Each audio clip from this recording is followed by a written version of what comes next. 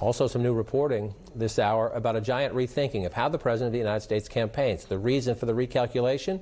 Empty seats, a lot of empty seats at the President's weekend rally in Tulsa, now causing the President to be more than a little bit angry. Let's get straight to CNN White House and CNN's White House correspondent Caitlin Collins. Caitlin, the press secretary says all is fine. Our reporting suggests all is not.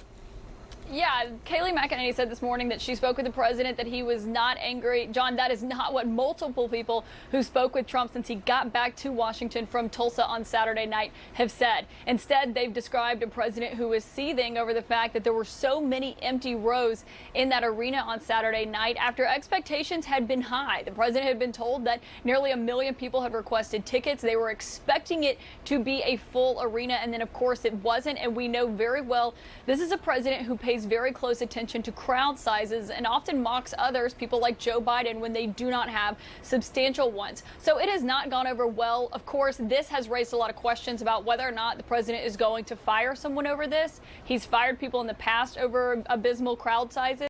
And of course, the people naturally look at the campaign manager, Brad Parscale, but there are several other officials, I'm told, who could also be under fire here. Michael Glassner, who is the campaign's official that organizes these rallies, even White House officials potentially, because yesterday we are told the president was basically lashing out at everybody over this. And so, of course, as they figure out how the president's going to respond, a lot of that, John, depends on the coverage and how long this stays in the headlines.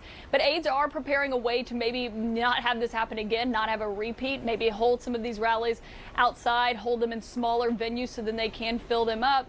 But clearly what we saw from Saturday is that the president's own supporters are still concerned about coronavirus and being in an enclosed space so closely with so many other people. And, you know, that is something that the White House is taking into consideration. So is the campaign.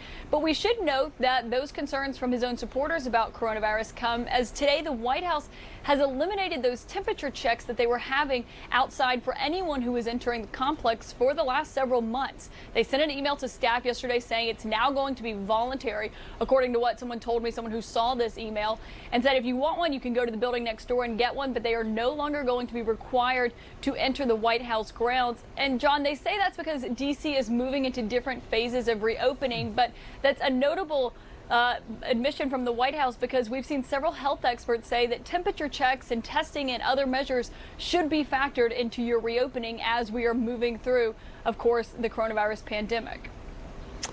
Continue to watch that play out as well, showing you those pictures because there was a tent there just not all that long ago. Now that tent is gone. Caitlin Collins live at the White House. Appreciate the reporting on several fronts. With me now to share their reporting and their insights, CNN's chief political correspondent Dana Bash, NPR's White House correspondent Tamara Keith.